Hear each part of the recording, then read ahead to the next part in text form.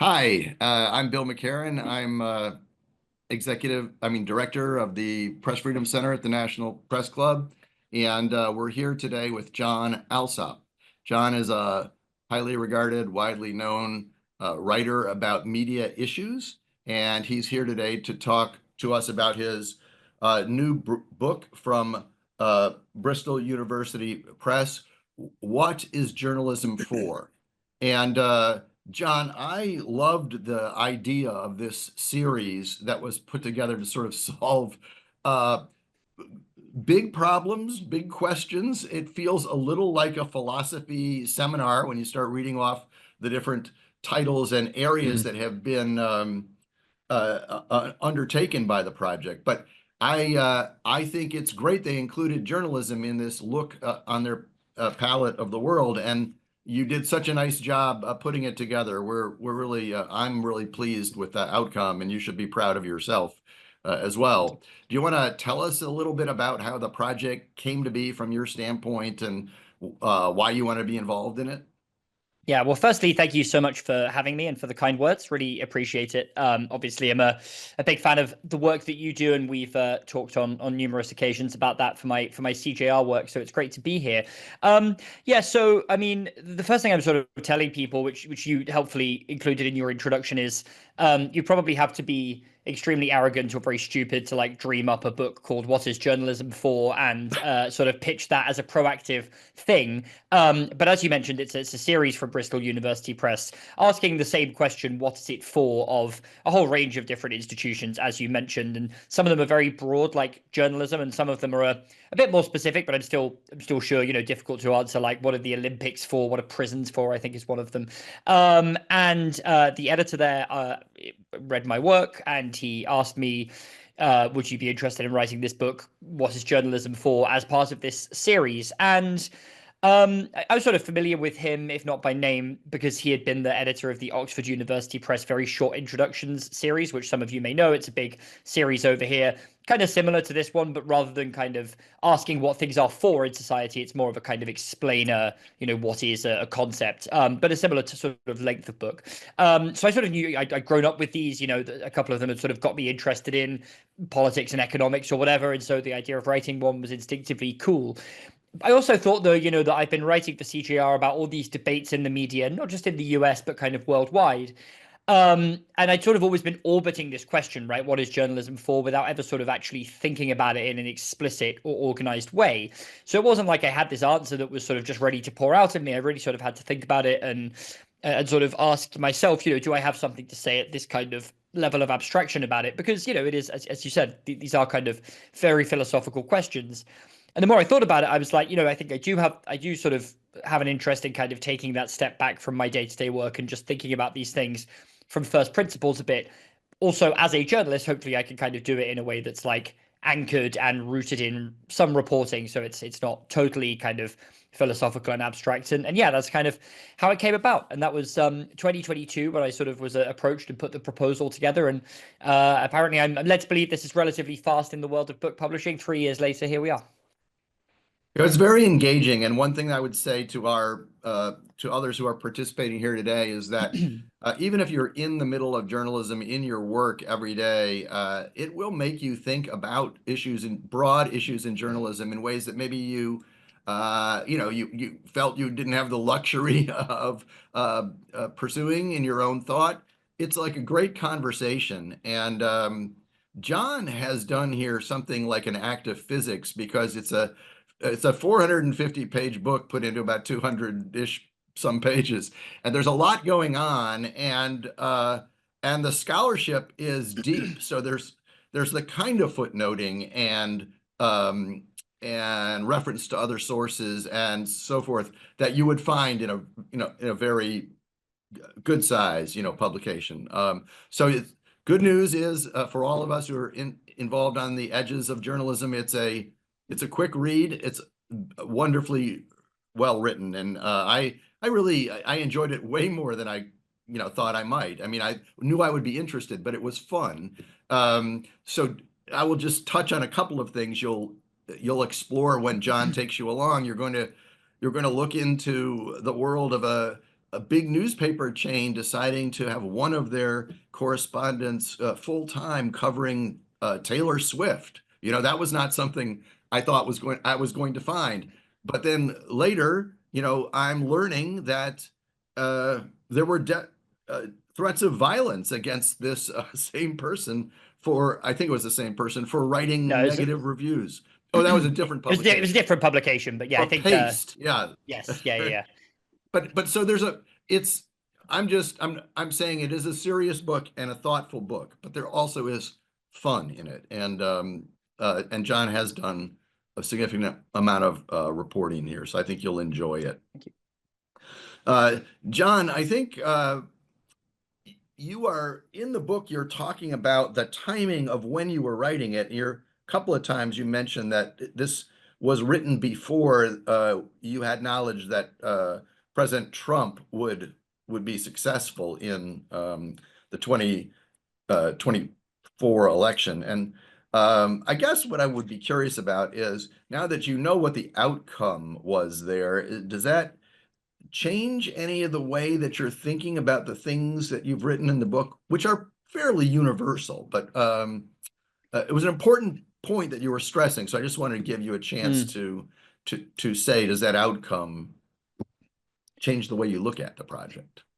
It actually doesn't, and certainly not to anything like the degree that I had feared. I think one of my points here is that even within an individual person who works in journalism and thinks about this, the answer to the question, what is journalism for, can change, from month to month. I think it hasn't necessarily changed since I wrote the book, but I'm sure in 5 years' time, I'll look back and think maybe I'd have done that differently. I think 5 years ago, I certainly would have done it very differently. But as far as the Trump thing is concerned, I believe these books in this series are coming out in batches, and it sort of came down to like, are we going to publish it right before the election or right afterwards? We were having this conversation with the editor in like 2023 when Trump was getting indicted on a load of charges, and it sort of looked like he's probably going to be the Republican nominee. But at that point, personally, sort of, my prediction was that he may not win. I think that probably is a prediction others shared, but it was something, was a consideration. And given the pace of the news cycle in his first term, I was obviously concerned about writing this book, having to finish it. So for publication now, it had to be finished in July, I should say. I mean, not like totally, you can't change a single word levels of buttoned up, but pretty much done.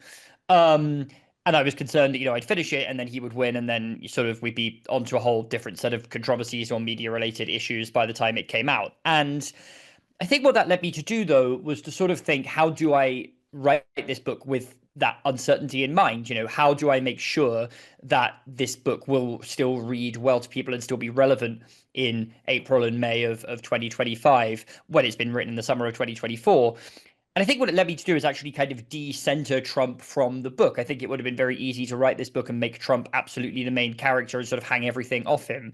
And obviously, he's a very important character in not only the American, but the global story of press freedom, and sort of, he's exposed a ton of tensions, I think, in the way that journalists do their job that are interesting. And I have mined those to some extent. But I think I looked at his name only really comes up in the manuscript like 20 times or something, which for a book of a couple of hundred pages is not that many. And I think it sort of made me think, how do I kind of descend to him, and therefore by extension, how do I sort of make this book about more than just the US and sort of come to it with a global lens, which was important for me anyway. So I think I tried to sort of like future proof it in that way. And yeah, I think since after he won, I went back and reread it for the first time with the kind of certain knowledge that he had won, and felt actually I think this kind of stacks up. And I think now in this moment, I would say that if anything, and this is going to sound horribly self-promotional, but I sort of mean it sincerely, I think it sort of has heightened the awareness of the importance of this question again, right? Just like it did during certainly the early part of Trump's first term. So I think it makes the sort of existence of the question, which I think is an evergreen, always relevant question, feel, I think, particularly and more broadly relevant.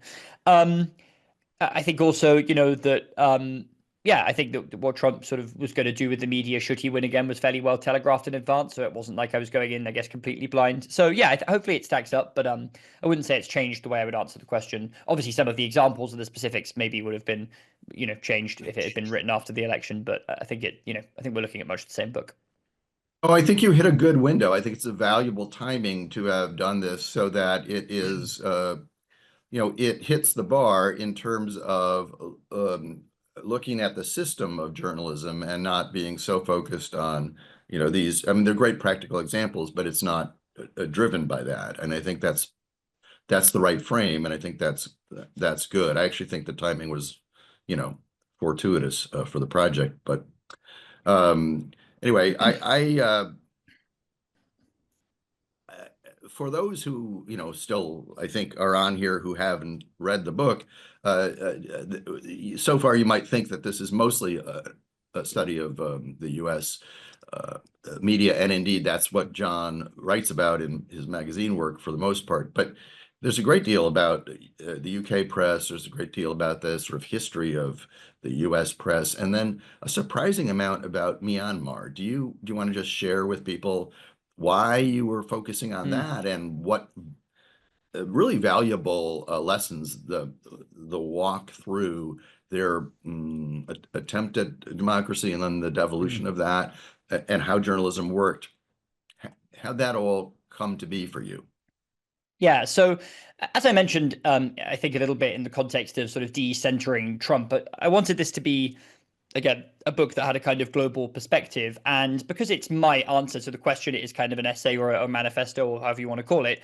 Obviously, it's going to be sort of seeped in my personal experience to an unavoidable degree, right? And my experience is that I'm a British guy who mostly writes about the American media, which is a strange sort of combination of things. But obviously, it means I have quite intimate knowledge in different ways, actually, but sort of quite intimate knowledge of both media systems. And I wanted to sort of, draw on that and obviously try and go into detail on that for the book.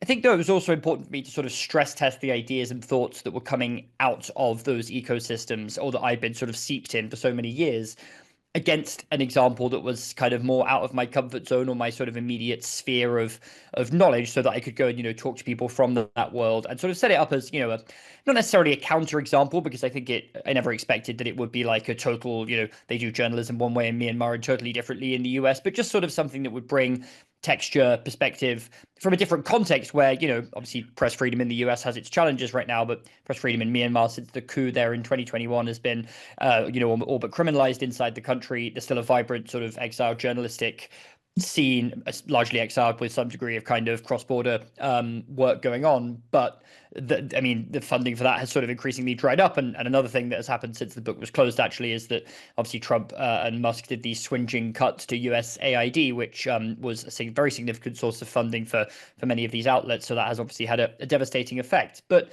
yes, I knew I wanted to sort of have a different country in there and be quite a prominent part of how I answered this question. I want to stress, and it's kind of, you say earlier that it's kind of footnoted and researched. This is, yeah, hopefully it is, but it's not an academic book, right? It's an academic Yeah. publisher, but the idea for this is not to say I did a study of, Myanmar journalism and US journalism according to some sort of rigorous, defined research methodology, questionnaire, whatever, and here are my very definitive conclusions. Firstly, because I'm not an academic and I was asked to write this as a journalist. It's sort of a mass market book, despite, again, being a university publisher. But also because, I think actually cross-country comparison is quite a limiting way to view journalism, right? You could pick two newsrooms in the same country that have totally different philosophies of journalism, two individuals within, the New York Times who might have totally or at least somewhat different philosophies. So I think that the point for me was to try and choose a country that I knew a little bit but not a lot about, so that I could sort of come at it from not a place of total ignorance, but a place where, I was sort of learning as I went a little bit. And Myanmar, yeah, it stood out to me because I had written about it a couple of times. This coup and the sort of subsequent clampdown on press freedom happened, while I was writing for CJR and sort of taking hopefully a global lens on that work as well. Additionally, even before that, I'd been around writing for CJR when Wa Lone and Cha So-u, the two Reuters journalists who were jailed in Myanmar in the late 2010s, were freed. So I'd written about that.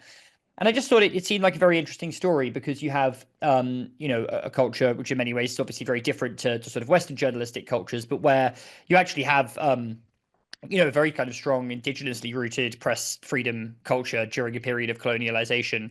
You then have in the post-war era this like very long-running story of dictatorship and journalism sort of springing up in exile, in a lot of cases out of a sort of pro-democracy movement. before then, there is a sort of transition towards democracy in the 2010s that kind of goes some of the way to establishing press freedom, but with real restrictions. Again, mentioned that those Reuters journalists were jailed. I mean, that was just one example of a sort of backstep during that time, and then just kind of overnight that was sort of shut down. So it provides a contrast, I think, as an example between situations of relative press freedom, but also like extreme lack of press freedom, of sort of journalism under conditions of conflict, journalism under conditions of very real fight for democracy, right? Not just as a kind of rhetorical matter, but a very sort of real, like actual guns involved fight for democracy. And yeah, and I think I think it sort of makes for a great journalism story for all those reasons. I think also it's a country that just deserves a huge amount more attention than it gets, and I'm not under any illusions that my book is a super important or huge thing or anything, but I think to the extent that it can hopefully try and push some of these issues back onto the radar of the international community, which can be so fickle, and sort of move on to the latest press freedom challenge, and leave people who are still in the situation they were when you cared about them, but at sort of laboring outside of the global spotlight. Yeah, I hope maybe as well one effect could be to maybe just try and raise awareness of what these journalists who are still doing the work in unimaginably difficult conditions are going through. Yeah, I think it was really useful to have something that um, it was going through many, many, many facets of its development as a society, but also um, it was manageable enough to kind of get your arms around in a short period of time. Whereas sort of the questions in the U.S. and the questions even in the UK can sometimes feel boundless, right? And so this gave a nice a way to get purchase on these kind of questions.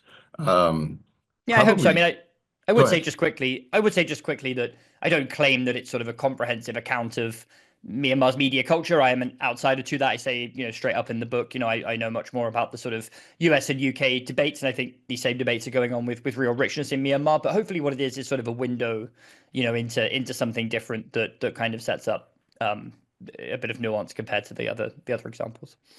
Yeah. I mean, right. I wonder though, it's probably not going to be available will it be published in Myanmar, do you think? Not that, I have a very hard time imagining it would be yeah. available inside the country. It'll be counterbanned. Yeah. Yeah, Right. I honestly don't know about translations or sort Yeah. of, Yeah. but Yeah. the Myanmar's media community is really spread across a very Yes. It's large part of the world at this point, right? So right. maybe some of them will read it. Right. Um, so you had your own way of well, first you went out and and talked to about 2 dozen journalists on some central questions about what journalism is for, or generally in that space, and you got some answers that you were able to identify, sort of 3 main points, and then you had your own way of looking at this reporting and making assertions about how you see it, and it's born your thesis is borne out through chapter names, and there's a great chapter on democracy, and there's a great chapter on community. Do you want to just talk a little bit about how it's organized, and in what were you saying about democracy, community, and then I think objectivity is something that's a huge part of the book, and we want to discuss that as well. Yeah, maybe let's get into that afterwards, because I think there's a lot to talk about there. So in terms of the way the book's organized, it's 6 chapters, which just sort of felt like a manageable number. Honestly, I'm not going to say that it was, sure it could have Yeah. been broken down even further.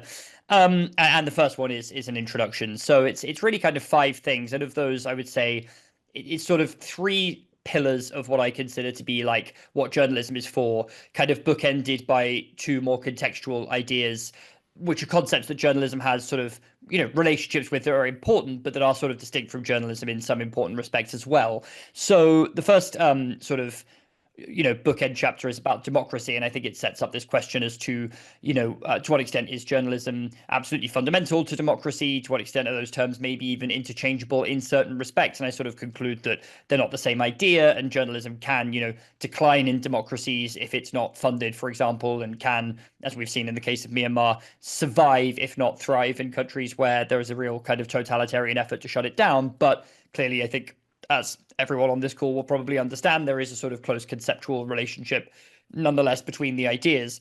So then, sort of having established that, it moves on to these three pillars. And I don't mean these to be kind of slogans where it's like journalism is for this thing and that's sort of definitive. I think they're more sort of ideas that represent different key facets of journalism that, with some internal nuance, kind of add up to what I consider journalism to be. So the first, and we can maybe return to this talking about objectivity afterwards, is titled Judgment. And this is the chapter that kind of deals with seeking the truth, objectivity, what is fairness, what is balance, bias, these ideas.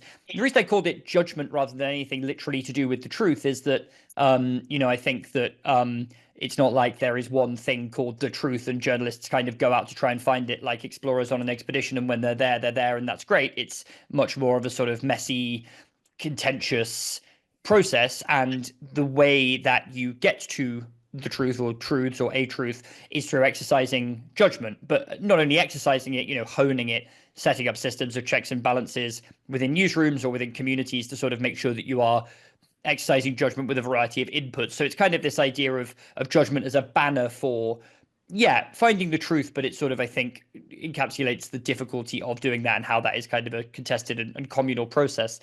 Then the next chapter, which is I think a bit of an easier pillar conceptually, is criticism, which is for me, I think, really the heart of what journalism is. I think it's not criticism, always in the sense of that's terrible or negativity, but having a constant critical mindset, always asking questions about everything in the world around you. I think really that does differentiate journalism from other professions where you might be seeking the truth to some extent, but sort of trying to, only solve problems rather than sort of diagnose or whatever. I think criticism is a core part of what journalism is. The third then pillar is community, which I think is sort of a double-edged concept. Community, I think, is obviously fundamental to what journalism is for, in the sense that journalism will always serve a or several communities. Journalists are unavoidably members of numerous communities, right? Geographical communities of religion, ethnic orientation, ethnicity, sorry, and communities of interest. These sort of different associational spheres that we have in our lives. I think there's also, and I think Myanmar has some very real examples of this, cases in which community journalism can be used to build walls or to reinforce divides between communities, and even even inspire hate. So I think it's the idea of community is important, but it's about understanding that communities overlap, and ultimately we're all sort of one big global community, or at least we all have sort of stakes in common global problems. And I think part of the job of journalism is to represent community to some extent, but also to inform communities about worlds outside, to some extent build bridges. And then so that's the third of the pillars. And then the final chapter, which I think is probably the most important in my opinion, is sort of about everything else beyond journalism. And I think it tries to situate journalism within society as a whole. What should its relationship with the government be? What should its relationship with, civil society groups be? That kind of thing. Because I think we're in a moment, of institutional degradation and backsliding democracy, where it can be really tempting for journalists who are, kind of savior types often anyway, to think it's our duty to save the world, or, if there's a problem, it's our duty to sort of fill the gap, and it's our duty to make sure that, this service gets provided, or this government official resigns in disgrace. And I think there's sort of an older school of thought that's, well, it's not journalism's job to do this. And in fact, not only that, it's inappropriate and unethical because it entails kind of getting onto the field of play. I think what I try and do here is sort of move beyond that and say, I think these things are appropriate and they are ethical. I think journalism, for the reasons I've described, sort of interleaved with community. But at the same time, I think that's a different thing to saying they are journalism's core job. Saying something's compatible with journalism's core job and journalists might do it, it's not the same as saying they should do it. And so I think it's a sort of call to see journalism really is, again, about finding the truth and sharing judgment and being critical on behalf of the community, and not sort of doing all these other functions. Again, maybe journalism can step in and do some of those functions, but it's not the job of journalism to do it. And to say that we need other institutions in a society that function well to sort of help make society run well. I guess that there's a quote from Walter Lippmann that I found, which I really liked, which was something along the lines of journalism is like a searchlight sort of restlessly moving around, and society cannot function in the light of that alone, right? And I think that I think shows the power of journalism to be able to bring things into a spotlight, but also the limits of everything else that's sort of left in the darkness. There are needs for other institutions. Journalism cannot do it all. So that's sort of the book, I guess. Yeah, well done. In that chapter about democracy, you do touch on a current and modern issue or problem, which is the debate amongst the journalist community about in the wake of the 2020 election and Trump and some of his followers' refusal to acknowledge the that defeat. Um, are are journalists being should they be more pro-democratic, more overtly, I think you said, pro-democratic or not? I mean, the or not being, uh, is it within our definition of objectivity and professionalism to be doing that, or have we reached a time where, um, facts are going to be ignored and society is at stake here. It is an interesting, I'm sure, question and debate that everybody who's on here who's working in journalism has thought about. Um, I would just be curious to hear a little bit from you about that debate and how the Mm. journalists you talked to saw that question and again at that time. We didn't know Trump was going to go on to victory in 2024. And Mm. I have one other thing I want to ask, but why don't you try that? Yeah, so I think the answer is broadly yes, but it is, I think, contextually dependent a little bit as well, probably in a way that was more complicated than I anticipated going into writing the book. I think I've written my fair share of CJR pieces suggesting that the press should stand up for democracy in the US more. Yep. I think what I mean by that is to say that it's not certainly not the job of journalists to sort of uncritically say institutions as they exist are great or democracy works fine and is a perfect system. But I think it is like clearly true that journalism and democracy are generally very compatible, right? Democracy needs journalism, I think, to function by providing information flows and feedback mechanisms and accountability mechanisms. Similarly, journalism, I think more than any other system I've seen, requires some form of democracy to allow it to exist without kind of throwing journalists in prison and saying you can't say that or you can't write that. Um, and yeah, those relationships can exist on a spectrum, maybe, and they can be complicated. And I don't think there's one definition of democracy. But, um, I think we can very clearly say there are things that are anti-democratic or, outright authoritarian and dictatorial. I think in the US context, my sort of meaning when I've said things like the press should be more overtly pro-democracy is really just that you shouldn't allow the sort of very, very, very, very basic premises of like, who actually won that election and should they be allowed to take power, really just fundamental stuff before we get into like what is the right way of electing the Senate or should we get rid of the filibuster. I mean, these are all democracy questions on which you can have Yeah. a reasonable debate, but when it comes to should we have sort of two sides of a debate about who factually won the 2020 election? Well, of course, the answer is no, right? It's a question that should be completely beyond the realm of sort of reasonable journalistic contestation. And I think that to the extent that maybe you have seen in the last few years, the Trump era journalism sort of subsume an increasingly radical position that's very anti-democratic on one side of the aisle into a kind of, well, that's their position and how do we balance that out? I think you do see some of that, and I think that's the thing that I've mostly been complaining about in my writing, but maybe sort of phrased in a more abstract way.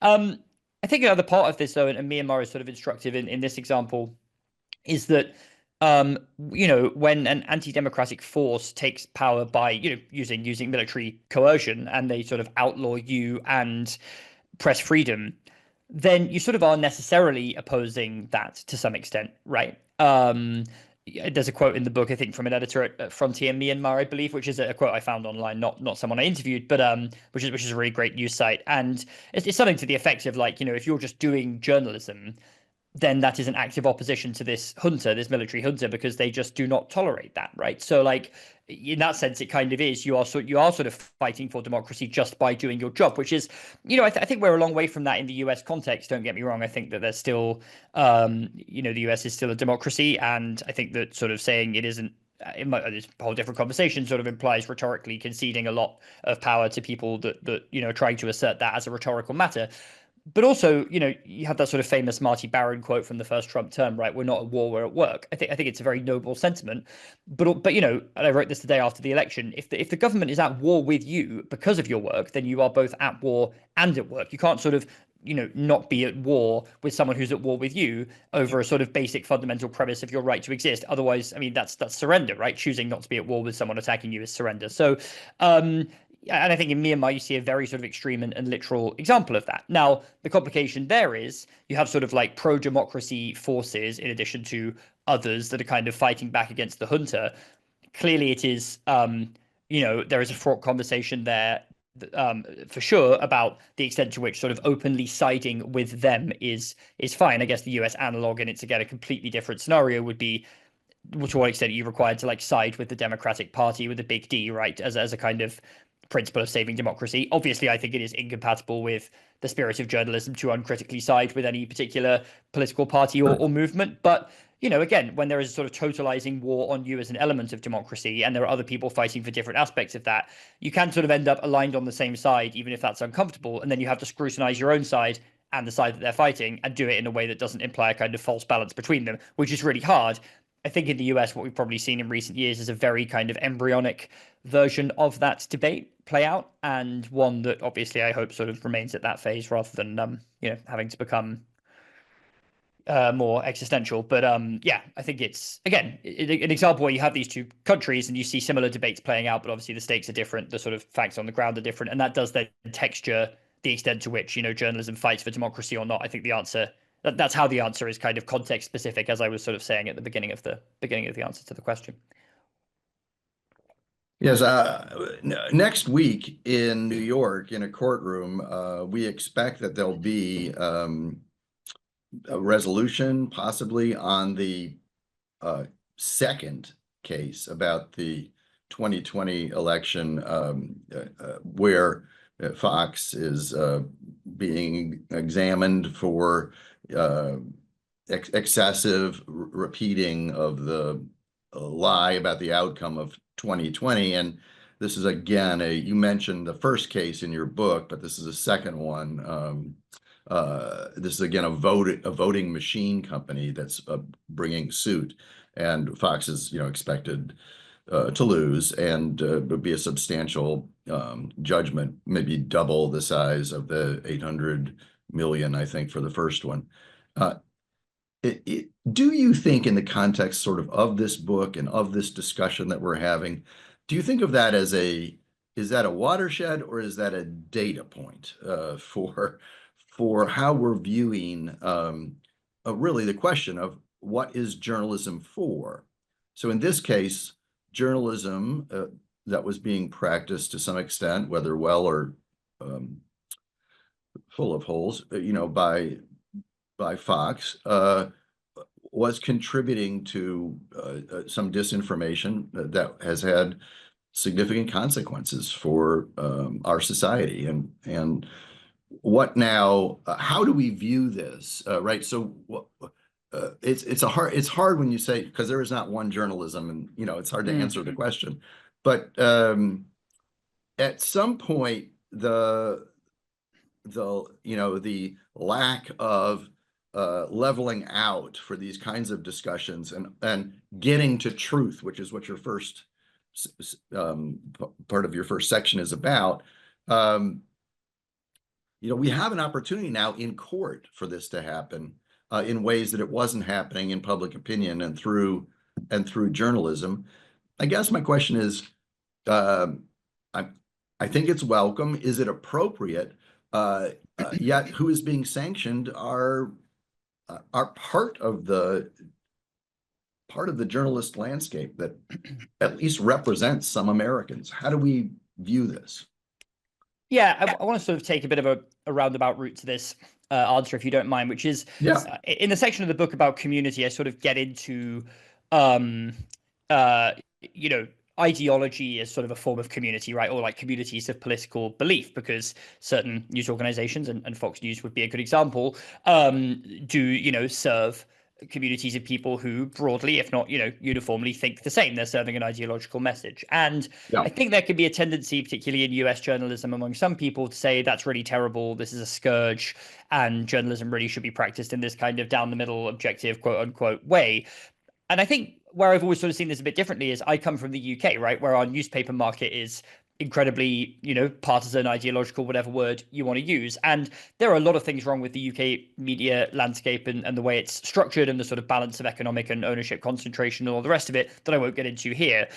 But you definitely do see clearly ideological news organizations doing good work, right? Like The Guardian does good journalism from a left of center perspective. The Times of London does very good journalism from a centrist or center right or whatever you want to call it perspective. Even tabloids that get a lot of criticism, the Daily Mail, for example, does some great investigations from time to time, because I think that while there is a culture of sensationalism and pretty egregious violations of privacy and rampant spin, and while you can question whether all of these things are good, I don't think there's yet a climate here of like saying black is white, in the sense of like, this person just lost an election and we're going to go out and say they didn't because we just like don't think our audience can handle that fact. I think we are miles away from that. And so what you have is a very flawed, but actually, I think philosophically pretty sound model of journalism, where people from different perspectives in a pluralistic, vaguely pluralistic landscape, at least sort of idealistically, can come at the truth from different starting assumptions, tell different stories. I mean, I think that's perfectly compatible with journalism as I've laid it out. So,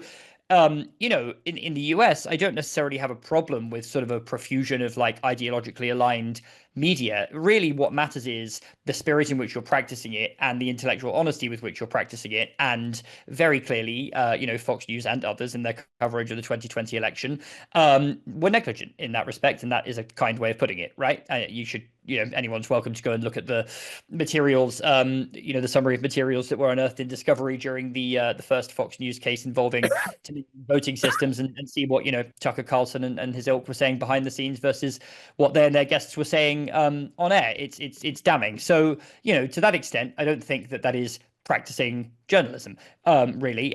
That's definitely not to say that Fox News never does journalism, right? I think journalism is an act, and that, you could do it as a private citizen. You could certainly do it as a, I saw, for instance, and I don't want to sort of get into the business of like whitewashing Fox or anything, but Fox's reporter in Israel did what was a very good segment on the killing of medics, the apparent killing of medics in Gaza the other week, right? That was an act of journalism, definitely. So, I don't necessarily. So this, coming around to answer your question, I hope, I don't necessarily see this as sort of like an existential kind of case, or like one that sort of really bears particularly heavily on the answers that I find in my book, because I don't really see journalism as kind of circumscribed as an idea within institutions, right? Like journalistic institutions are clearly very important at bringing scale to the business of fact gathering and sort of having, internal accountability mechanisms for how that's done. I'm certainly not denying that, and I'm not saying we should have a world where everyone goes out and starts their own Substack, and that's going to be a sort of appropriate replacement for institutionalized journalism. But individual institutions and how they are run, in the grand sweep of history, are pretty fleeting, right? And I think the idea of journalism is a lot more permanent than that. So, in the sort of like philosophical sense I outline in my book, I don't necessarily see these cases as being particularly central to what I am talking about for that reason. Now, that's not to say they're not a watershed in other ways, right? It's very unusual to see a major news organization or media company held to account in a court of law in the way that Fox is being in some of these cases, as are other right wing networks. Obviously the settlement they paid out to Dominion was extremely significant back in 2023 or whenever that was. And I think, those are very important stories for the type of speech and issues that were being litigated in those particular cases, and the sort of grand sweep of US sort of libel discussions. Again, I think when it comes to the sort of philosophical question of what journalism is for, because I don't sort of take that institutional view of it, and because I think that you can have perfectly good journalism done within ecosystems that are sort of more ideologically structured, and ones that are more sort of structured in a everyone needs to be down the middle, but maybe sort of will have a broad church opinion page kind of way.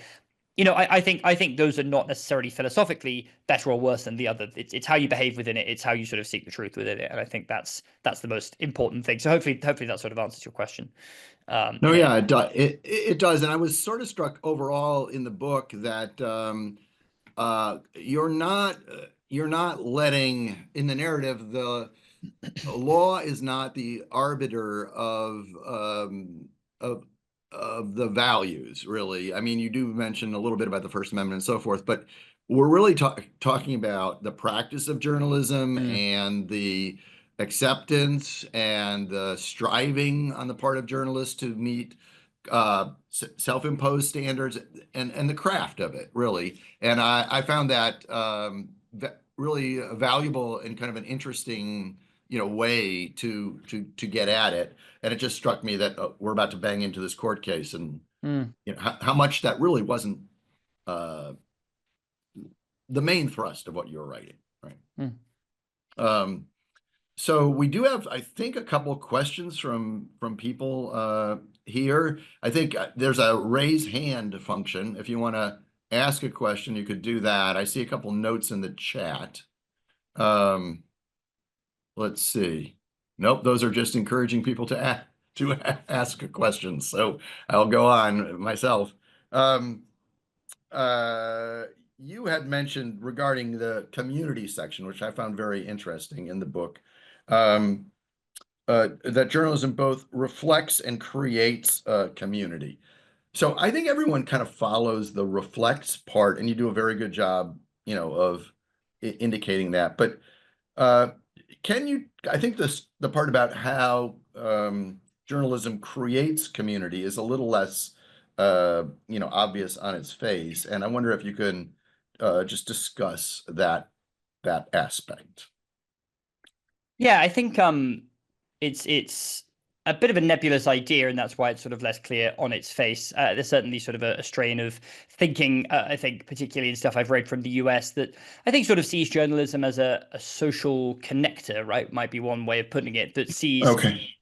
journalism as a kind of glue that can bring people together, or at least sort of make people aware of their common interests, or sort of give them a sort of infrastructure through which to act collectively. So this might be a news organization in a small neighborhood hosting a community meeting so that people can come together in that community and ask questions and say, how do I go and get vaccinated against COVID-19 or whatever. Probably a bad example if people are turning up physically in this analogy, but could kind of come up and sort of dialogue with each other in a way that is mediated by a news organization. There are definitely examples of that happening.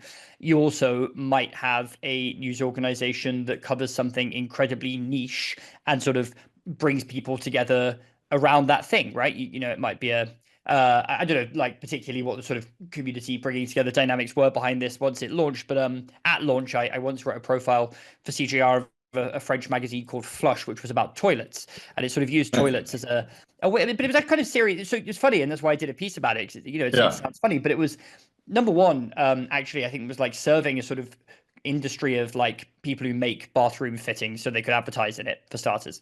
Secondly, they were really looking at kind of big questions about the world often through the prism of like, toilet access, which actually is sort of a human right and a fundamental thing, right? So it sort of does Yeah. make sense.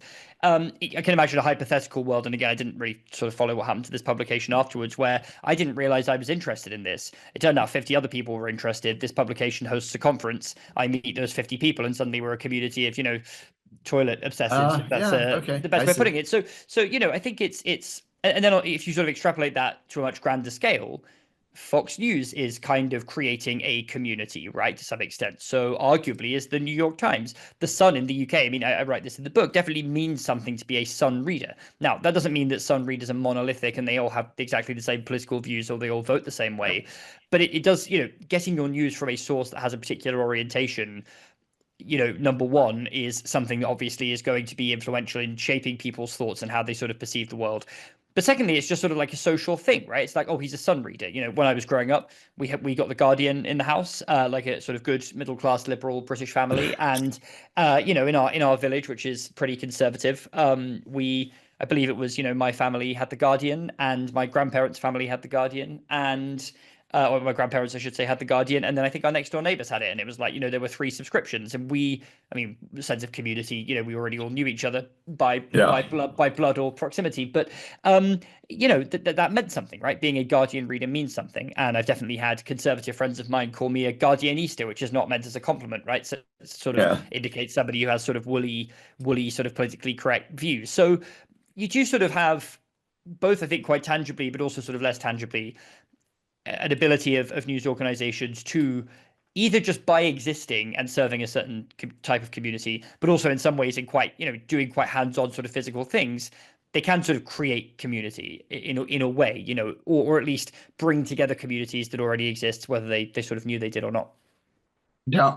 And you make a point about very local publication, maybe having an obligation to widen the territory that is covered on behalf of readers. So if there's a reason to show something that's international that wouldn't normally be part of the geographic focus, that's a responsibility of journalism, and that's a form of creating community. I think you argued, but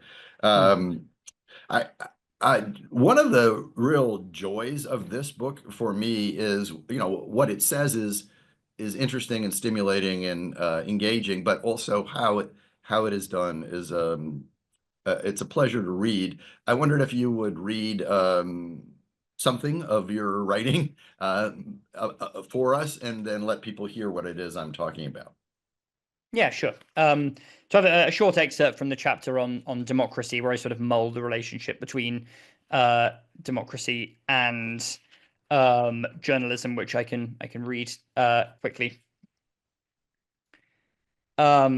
If journalism has developed alongside changes in technology and news organizations' commercial and professional practices, it's also been seen as rising in tandem with modern democracy and inseparable from it.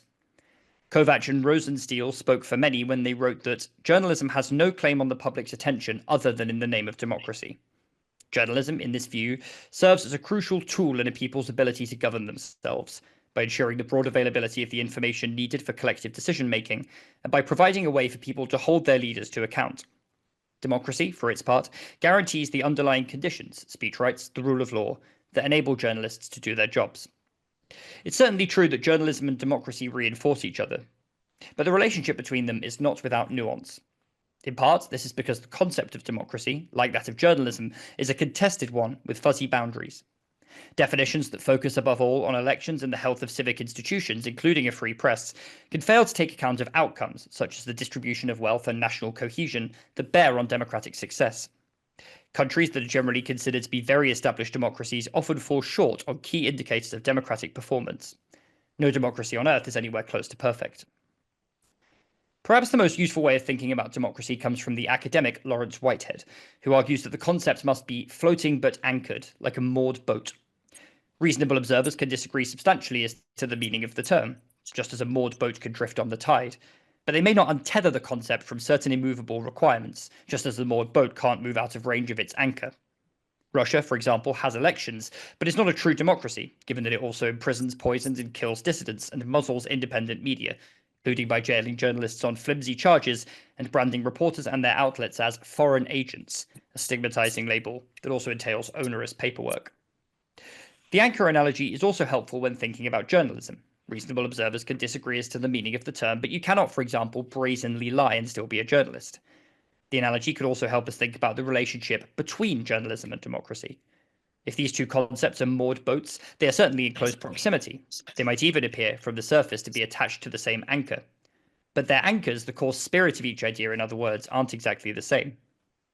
Journalism can decline in democracies that otherwise appear healthy as a result of a lack of commercial viability, for example. And it can survive in countries that few people would consider functional democracies. The authors of Worlds of Journalism, an ambitious 2019 survey of media workers in dozens of countries, argue that pinning the concept of journalism too tightly to that of democracy can reflect a Western bias. Not only has journalism always existed beyond democratic lands, they write, but it's still only consumed within democracies by a minority of the world's population. The authors also point out that in parts of the global south, journalism's raison d'etre might not be democracy, but economic development. Development and democracy, of course, are not mutually exclusive goals. And the same survey found that journalists around the world do broadly link the news media to the promotion of political self-governance by articulating support for such journalistic roles as being an informer, a watchdog, and a disseminator. If it might be overselling the relationship to conclude that journalism has no claim on public attention if not in the name of democracy, the anchor of the latter idea includes principles like self-determination and the diffusion of political power that are served well by journalism, and are likely, at least more so than any obvious alternative, to guarantee journalists' right to perform their core roles of truth-finding and critical thinking. Dictators prefer lapdogs to watchdogs. I love it. That's a Thank you. short Thank you so excerpt. much for sharing that with us. And for everybody who's listening, that's a bit of what it's like reading the book. It's a very fun, engaging, uh, but really well done piece of writing, and so a very good experience for the reader. Which thank you, John, for that. I'm going to ask you now. Um, the book is "What is Journalism For?" Um, Let me ask you, what is your hope for this book? What I know it was part of a series, and I know you were doing it for a purpose and all that, but after having written it and now finding ourselves in the world that we're in, what are your hopes for the outcome of this project? I think one thing that was tough about it was wanting to write a book that can appeal to sort of a wide variety of people, from, you know, people in high school who have never sort of thought about journalism in philosophical terms, but obviously know it exists, through to, you know, people who are very kind of engaged in the media industry on a day-to-day basis. I sort of wanted it to be accessible for the former, but also, you know, interesting enough that the latter wouldn't find it kind of basic or boring. Um, and I'm not saying that I will have achieved that in everyone's opinion, but, you know, I think hopefully I've sort of trodden something of a line between those things. In terms of my hopes for it, I mean, I think it's, you know, I tried not to be didactic. I definitely am clear it's not an ethics manual or a training manual. I don't expect it to sort of change the world, or necessarily be sort of taught in like reporting 101 classes where it's like, here's what you need to do to sort of nail a story together. That's really not the purpose of it. But I think if, you know, especially young people can read it and can sort of feel inspired by the ongoing social need for the thing that I'm talking about, and hopefully also maybe see that it's a concept that can be thought about in ways that are a bit more flexible or subjective, or, you know, contested than sort of, you know, how they understand journalism as a kind of monolithic idea of like, you know, that fusty thing that you used to read in a newspaper that sort of doesn't exist anymore or whatever. Or that entails, you know, both sides of a story, or sort of, you know, having to kind of give up any sort of opinions in order to do it. I hope that maybe it can sort of get people thinking about that. And again, I come back to myself. You know, this Oxford University Press series that I mentioned, that was sort of a precursor to this series in the sense of having the same editor, really did help me when I was in, you know, high school, 15 or 16, trying to figure out what I wanted to do with my life, what I wanted to go to study, which of course then sort of opened up onto the rest of everything that's happened since. And yeah, and if my book can sort of do that even for like one person, then I think it will have been worth doing, honestly. Okay, it's done it for one person. One of the participants asks, and I hadn't thought about this, but did you interact with any of the other authors for this series in terms of like asking how they went about their and these topics we should say are very far Mhm. from journalism, but did you talk to anybody else who's approached their subject with this kind of discipline, and was that helpful if you did? I saw someone actually just asked this, and I think we have another question as well. No, I didn't actually, and that's a very good question, and one that I sort of hadn't thought to do that. I mean, it would have been under my own steam if I had. And I think actually when I was commissioned to do this, I'm not sure if any of these books existed yet. Maybe one or Oh, two did, but it's a new series. You know, oh, okay, yeah, relatively speaking. Um, but yeah, there was certainly no sort of institutional, you know, encouragement. yeah, That's a bit of a weird way of saying it. There wasn't like a discouragement either, but there wasn't like a, you must go and talk to, like, you know, X, Y, and Z person to see how they've done it. I had access. I think I had access to like one that was already written by the time I was sort of commissioned, so that I could just see the length and stuff. But yeah, sort of beyond skimming it, I didn't really actually sort of like, it's a stupid answer. I didn't really want to sort of read yeah, it because I yeah. wanted to sort of come to this on my own. You know, I wanted it to be my sort of book. I wanted it to be my structure. And I think if you just read one or two examples of something that's done in the same series, you can even subconsciously start to like think, well, I should maybe copy the number of chapters they've done. Or yeah, I sort of wanted to have a bit more sort of independence of approach about it, I guess. Which it's not to say that, you know, it would be invalid to do it the other way around, and sort of seek inspiration from all comers. I think I just sort of, for my personal process, didn't quite want to, or at least it didn't know about wanting to really. I just didn't sort of think of doing that. It's sort I'm of just not something I sure wanted what to zoos do are for me. for would have been helpful for you at Well, no, that but I point. think But I think it would. But I think, the subject matter is very different. yeah, But, I think it's still the same type of question, right? Like when you're peeling anything back to sort of the most basic level of yeah, like purpose, it's a similar exercise. And I think as the question said in the chat, you know, yeah, what is truth for is a very related question to this one. I actually think that one, I'm not sure when that came out or is coming out.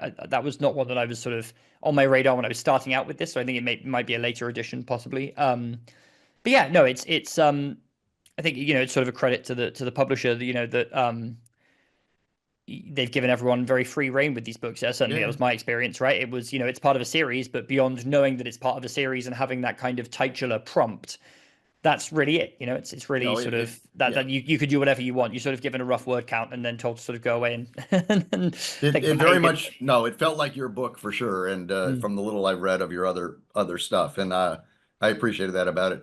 There's one, so you can read these questions as well. Yeah, John. Yeah, I If can you see them. see Yeah. the other one and want to take a swing, I think we have just a couple more minutes. Um,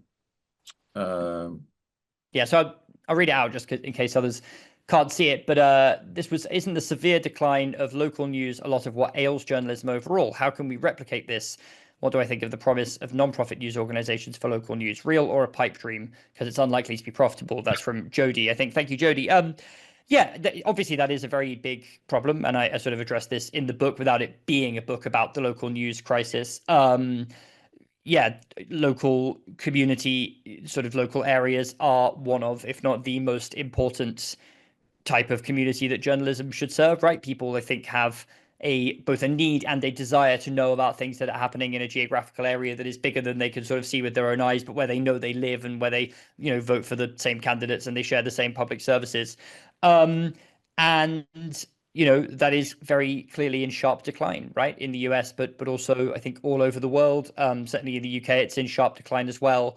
And I think it's a huge, huge problem. There are studies in the US that show fairly compellingly that when you lose local news, rates of um, like political participation, voting, and things like that tend to go down. Rates of public corruption, however you want to measure that, often go up. Because there's less information about politicians available and fewer people to hold them to account. And I think you see certainly the void of because I really do think people have a sort of demand for news. I don't really buy this idea that people are kind of not tuning into the news in some capacity, whether they think they are or not. That void can get filled by sort of national political, especially in the US, culture war stuff, which is incendiary, right? And really divisive. And I don't really like this idea that can become a bit of a cliche that, you know, if you just had robust local news everywhere, everyone would agree and it would all be lovely and nice and there'd be sort of local compromises. I think that's yeah, nonsense. But it yeah, is generally true that like when you're sort of rooted in a shared place, your disagreements become less sort of existential, I think, and less extreme, at least on a lot of matters. And I think it's fairly telling that, a lot of members of Congress who profess to despise the national media often will not say exactly the same things about their local media, although sometimes they will. So yeah, I think in terms of filling that gap, in terms of the question about the non-profit model, I mean, obviously there has been some promise in that, right? But as anyone I think who has run a non-profit newsroom will tell you, it's not a silver bullet. It's not, it's not a sort of blank check to sort of go out and do whatever you want and sort of have no audience for it. It is a funding stream that often comes with sharp strings attached, some of which actually can be a problem in terms of how they're measured, I think. Funders are fickle, just like other actors in the sort of free market, right? They can have shifting priorities. They can fund things they think are matching their priorities and goals 1 minute and then just sort of completely withdraw themselves from news altogether because they see some other new fad coming along they think is going to kind of be better for their kind of goal of democratic cohesion or whatever. So it's not necessarily totally reliable. I think that generally, even where these nonprofits are doing well, there is an issue of scale, right? There is an issue of like a newsroom of 20 people that might be kind of even quite lavishly funded by a non-profit donor. Yeah, okay, fine. But then maybe that's replacing two newspapers that each had 300 reporters in the 1960s. And that's probably still, a fairly healthy example, even by those standards. But, big sort of newspapers that had loads and loads of people. So, yeah, there is an issue of scale as well. And certainly, there is an issue of how do you get these newsrooms news out to people, right? Often I think their readerships can sort of risk skewing towards people who are very sort of engaged in the news and go seeking out this sort of thing, rather than people who might not know their brand, who actually might need that information the most in some cases. So it's not a panacea, but I think it is, a somewhat promising model, at least in some circumstances. And it's interesting to see, there are a number of examples of sort of for-profit newsrooms in the US that are converting into non-profits. I think the paper in Spokane, Washington, just literally announced last week that they're going to follow that sort of mini trend. So yeah, it's definitely promising. I think my argument towards the end of the book is this might be unpalatable for some US observers in particular, is that I don't really see a lot of alternatives to more public funding for journalism. Honestly, I think that it's pretty clear that the market has failed to provide this as a public good at scale, for reasons that will be familiar, to anyone with a functioning sort of grasp of economics. I don't think it means that people don't want it if they don't want to pay for it. Some people, in fact, do pay for journalism. They just don't pay for all the journalism that's out there. It doesn't mean the stuff they're not paying for is not important. So, and I think journalism is just very clearly a public good. Obviously, this moment is challenging because you're seeing both. Since I sort of wrote the book, you're seeing both. A climate in which those outlets that do get some funding from the government in the US, so NPR and PBS and these sort of international broadcasters that work overseas, like Voice of America, the administration has been very, very quick to try and claw away their money, or even shut them down in some cases. Now the success of that is to be determined, but clearly that's a bad situation. And you have outlets overseas that were reliant on US public money, like the ones that served Myanmar from exile, that are now, facing very sharp cuts to their operations as a result of a swinging funding cut. At the same time, I think you're seeing a clear need for news more so than ever, probably. And you are seeing at the local and state level, sort of these under the radar policies that are cropping up, where, the state of Illinois might come along and say, we're going to give you a tax credit for subscribing to a local publication, where in California they're putting the state is paying to put early career journalists into newsrooms. So it's not like a totally bleak picture. And I would say, actually, on the whole, even though what the Trump administration is doing is sort of a very clear example of what could be the downsides of this model if you get it wrong, there are examples of more sort of institutionalized public support for journalism cropping up, even in the US, where there is a big taboo about it philosophically. I think that taboo is weakening, actually, as the recognition grows that even the kind of non-profit sector is not supplying news at the rate we need it to. And obviously, the US is only one part of a much wider world. And in many parts of that world, journalism is publicly funded to quite large extent, or, there is more robust public funding for journalism without that being particularly controversial. So, yeah, obviously, you have to do it in a way that doesn't allow a government to come in and just turn off the spigot. And that's tough. Also, I would argue, for-profit and non-profit newsrooms do shut down, have to lay off staff. These are not sort of clearly not fail-safe models either. So, yeah, probably no good way of funding journalism without some kind of trade-offs. But I think we're probably heading towards a situation, in my view, where we're going to need more public money in it. Non-profits, of course, can still remain part of the sort of environment. Privately funded non-profits in that context, it's going to be a sort of diversified system with bits of everything. But if the question is, do I see the non-profit model as kind of like a sort of national or global panacea for the ills of journalism? I think it's more complicated than that, unfortunately. Well, Jon, thank you so much. We've been talking to Jon Allsop, and the book is What is Journalism For by Bristol University Press. And I recommend it highly to all of you. I'm Bill McCarren, director of the Press Freedom Center at the National Press Club. Thank you so much for joining us today, and go get Jon's book. Thank you so much for having me. Thank you, Jon.